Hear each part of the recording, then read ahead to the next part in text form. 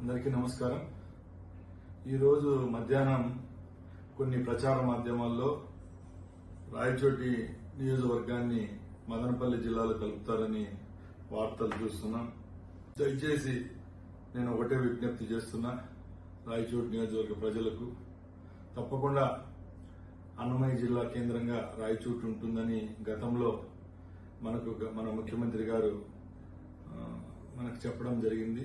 దానిలో భాగంగానే మనం కూడా ఎన్నో ఆశలు పెట్టుకుని ఈ స్థానాన్ని తెలుగుదేశం పార్టీని గెలిపించడం జరిగింది.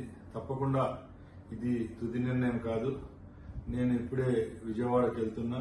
తప్పకుండా ముఖ్యమంత్రి గారిని అలాగే ప్రభుత్వాన్ని ఒప్పించి రాయచోటి తప్పకుండా అన్నమయ్య జిల్లా కేంద్రంగా ఉంటుందని తెలియజేసుకుంటున్నా.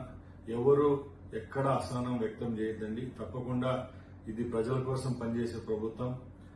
4 పర్యాయాలు ఇక్కడ తెలుగుదేశం పార్టీ గెలవలేదు. ఈసారి మన ప్రభుత్వం మీద అలాగే గౌరవ ముఖ్యమంత్రి చంద్రబాబు నాయుడు గారి మీద నమ్మకంతో ఈ స్థానాన్ని కైవసం చేసుకోవడం జరిగింది. అది మీ అందరికీ తెలుసు.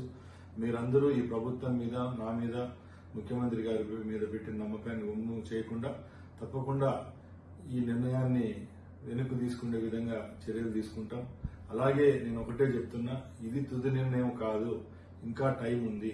తప్పకుండా ముఖ్యమంత్రి గారిని ఒప్పించి రాయచోటిని జిల్లా కేంద్రంగా, అన్నమయ్య జిల్లా కేంద్రంగా ఉండే విధంగా చేసేదానికి నా సాయశక్తులా ప్రయత్నిస్తారని తెలియజేసుకుంటున్నాను. జై హింద్.